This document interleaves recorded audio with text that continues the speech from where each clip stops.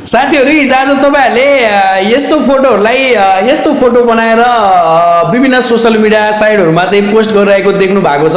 तपाईहरुले सोच्नु भएको छ होला कि यस्तो फोटो अब हामीले कसरी बनाउन सकिन्छ, आफ्नै मोबाइल देखि सजिलैसँग यसरी बनाउन सकिन्छ। यो भिडियोलाई पुरै हेर्नुस् है त। सबैभन्दा पहिले आफ्नो मोबाइलमा रहेको क्रोम ब्राउजरलाई तपाईले ओपन गर्नुहोस्। त्यसपछि यो सर्च बारमा गएर तपाईले इल्युजन डिफ्युजन लेखेर तपाईले यहाँ सर्च गर्नुहोस्।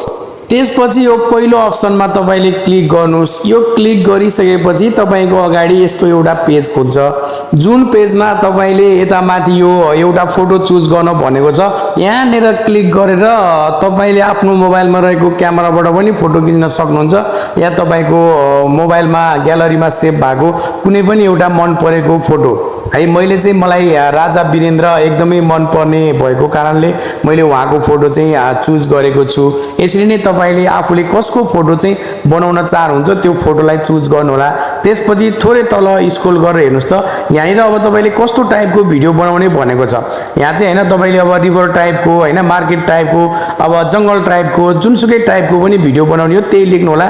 मैले चाहिँ जंगल लेखेर यहाँ हैन जंगल टाइपको फोटो चाहिँ बनाउन खोज्दै छु।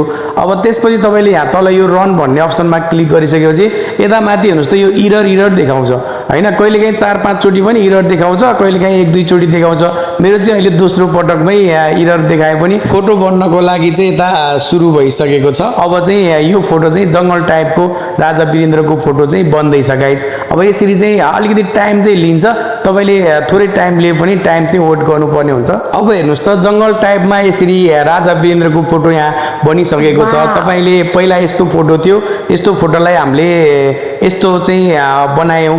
अब यसलाई तपाईले यो हेर्नुस् त सेभको अप्सनमा क्लिक गरेर आफ्नो ग्यालरीमा पनि सेभ गर्न सक्नुहुन्छ।